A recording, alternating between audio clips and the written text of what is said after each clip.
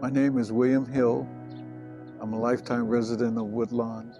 I was born in 1951, so during the, early 60s, I could see migration of Black residents moving in, and also there was a sort of flight of the white homeowner from the community of Woodlawn. I saw it as a very middle-class environment. There wasn't a question of crime or a sense of fear.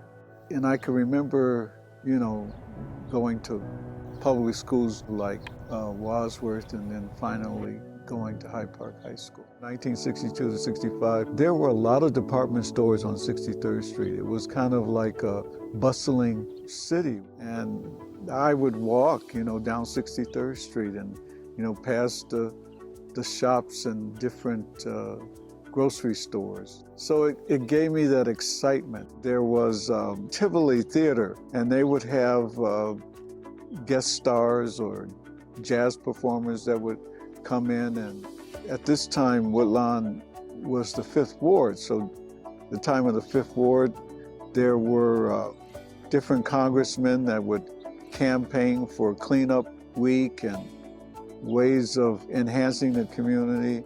It was very cohesive, Black community. The 60s were rather turbulent. I was in high school at the time, and I had a German tutor in 1968. I was on my way for a session with tutor, and he had explained to me that King was shot. And so I can remember the tears that were coming down my eyes.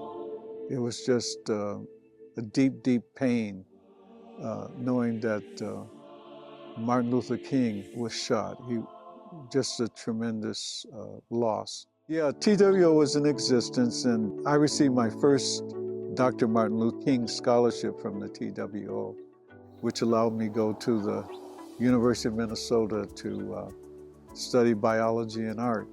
So I think TWO was doing a lot of, like in terms of employment, housing, and also educational projects for youth.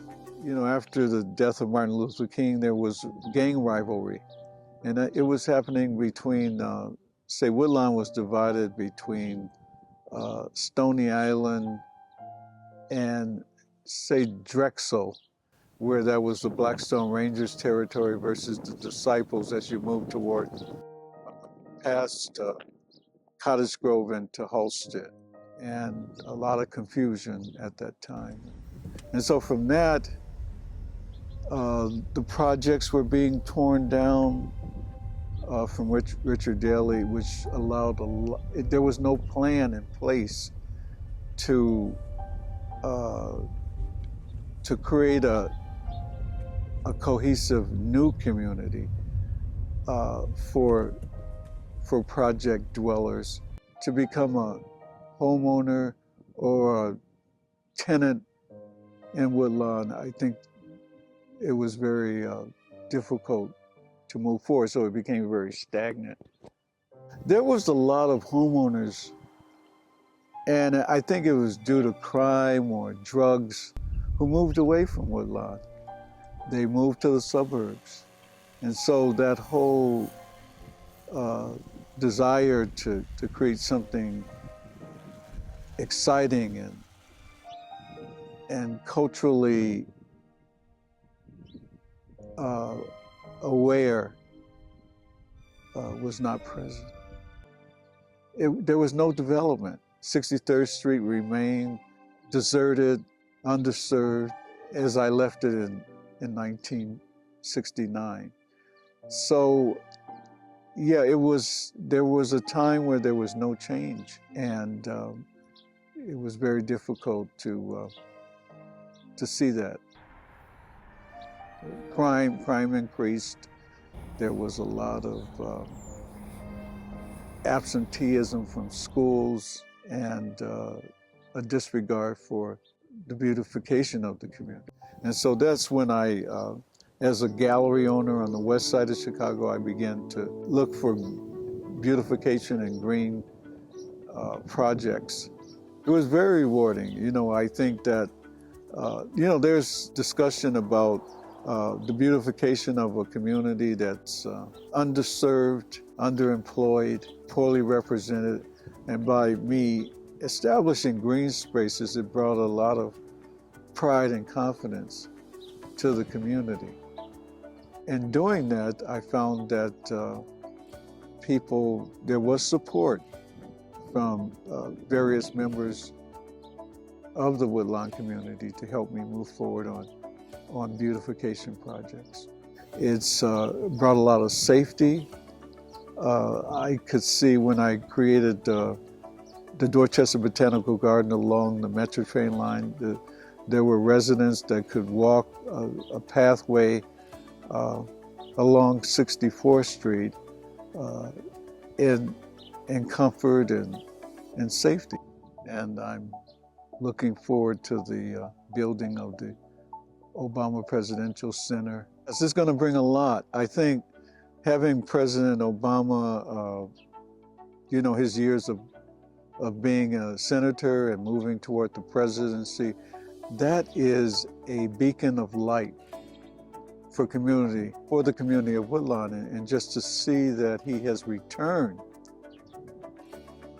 has just, it's brought forth a new awakening for the community where we can work on challenging issues and on important developments, whether that's in education, housing, creativity. Housing is a human right. Yeah, the community benefits. I think it's fair there are senior citizens and people who are, again, lifetime homeowners, creating a community where there's fairness and housing is adequate and it's available to affordable housing members. But there's a point where you push so hard and you overlook the needs of community advancement and cultural advancement. For homeowners coming into the community, it's a good thing, because what thing is that people can form organizations or block clubs that it just moves in a good direction, where we build a community together.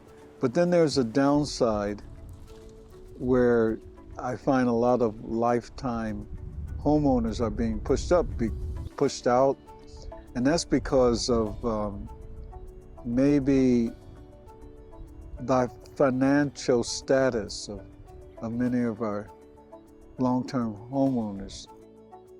Well, the legacy of Woodlawn is that I think during the Black migration period in Chicago, there were a lot of African Americans that, they went to Bronzeville, Washington Park, South Shore, and Woodlawn. And that, for example, my grandfather was a military policeman during World War II. And he traveled from Georgia to Chicago. And with his GI Bill, he was able to purchase a home and lead a middle-class life because of his occupation and his willingness to move up in society. He's always said to me, he said, don't sell the house on Dorchester because this is a gold mine. And I think he saw the perspective of